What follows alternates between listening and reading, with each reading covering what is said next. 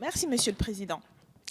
Le premier alinéa de l'article 18, inséré dans la Constitution par la révision de 2008, est critiquable sur de nombreux aspects. Voilà pourquoi nous suggérons par cet amendement de le supprimer. Dans le château de Louis XIV, dans un décor capitonné et sous les ordres de la monarchie, le roi président peut s'adresser aux parlementaires. Cette disposition est une résurgence de la monarchie dans notre système républicain, rappelant à la fois les États généraux et les livres de justice. Comme pour les États généraux qui existaient sous l'Ancien Régime, les parlementaires sont convoqués au bon vouloir du président. Comme pour les États généraux, les représentants et représentantes du peuple doivent ouïr le discours vertical descendant sur la base d'une question précise.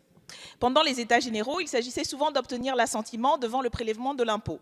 Devant le Congrès, il s'agit plus d'un recadrage présidentiel sur des sujets de politique générale destinés notamment à mettre au pas sa majorité et à mettre en scène l'autorité présidentielle devant les Français. Comme pour les États généraux, les parlementaires peuvent débattre hors de présence du chef de l'État, dont les augustes oreilles ne peuvent être incommodées par d'éventuelles contradictions. Il s'agit, de notre point de vue, d'une concentration des pouvoirs dans la main d'une seule personne. Le droit de remontrance dont disposait le roi lui permettait d'intervenir pour rectifier une loi, faire passer un édit, s'opposer aux parlementaires et les mettre au pas. La logique est ici la même, avec l'adresse du président au Parlement réuni en congrès, à qui il s'agit de faire accepter une réforme avec une scénographie autoritaire. Cette pratique, affectionnée par notre actuel président de la République, doit impérativement disparaître en ce qu'elle est une aberration dans notre régime politique. Et je ne doute pas que la majorité en sera convaincue et votera donc cet amendement. Avant, les parlementaires écoutaient debout le message du président de la République lu par le président de l'Assemblée nationale. Est-ce à cela que nous voudrions revenir? J'imagine que non. J'imagine que non.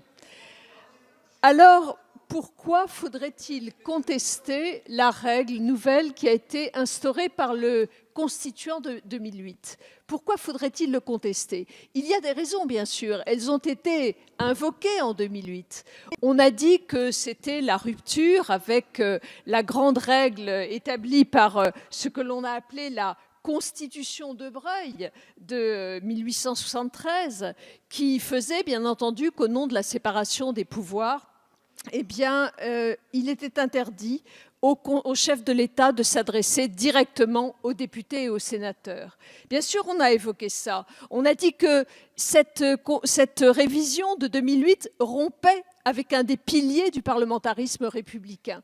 Mais était-ce bien la réalité? Était-ce bien la réalité? Ne fallait-il pas plutôt voir, et ne faut-il pas plutôt voir dans la révision de 2008 et dans la possibilité donnée au président de la République de s'adresser directement au Congrès, un des éléments de la transparence de la vie politique, un des éléments du renforcement du rôle donné au Parlement auquel le président vient s'adresser directement? Je crois que c'est plutôt cela qu'il est nécessaire de préciser.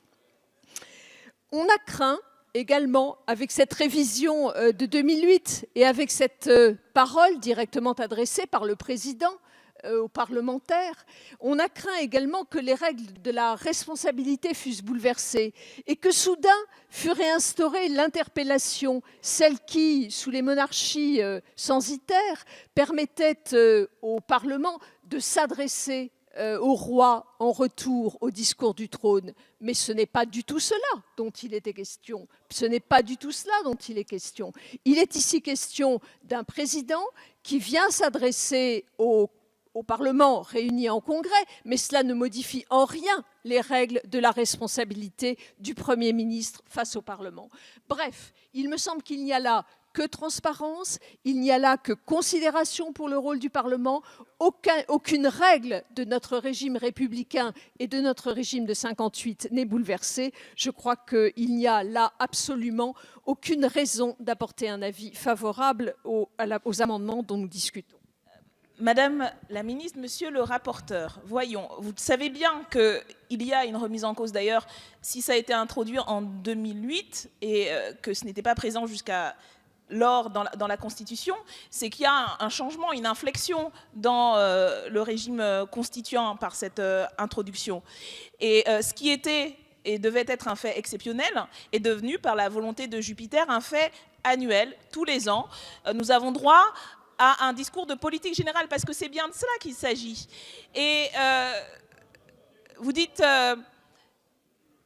tout va bien, Madame la Marquise, ça ne pose pas de problème. Mais si ça ne posait pas de problème, Monsieur le Président Macron n'aurait pas décidé, à l'occasion de ce discours, de changer, y compris la nature de cette adresse, et de faire basculer encore plus dans la caricature présidentielle cette adresse en autorisant, en permettant les réponses des parlementaires et sa propre réponse. Et vous voyez bien que dans la procédure, il y a un changement. Nous n'étions pas présents justement parce que nous contestons cette adresse. Et nous contestons y compris le fait que Monsieur le Premier ministre, qui est responsable constitutionnellement devant le Parlement de la politique du gouvernement, se trouve là encore plus mis à l'écart. C'est à Monsieur le Premier ministre que les parlementaires répondent. C'est à votre gouvernement que nous nous adressons. Le Président de la République est censé être en dehors de cette interpellation, et la loi de 2008 l'a changé,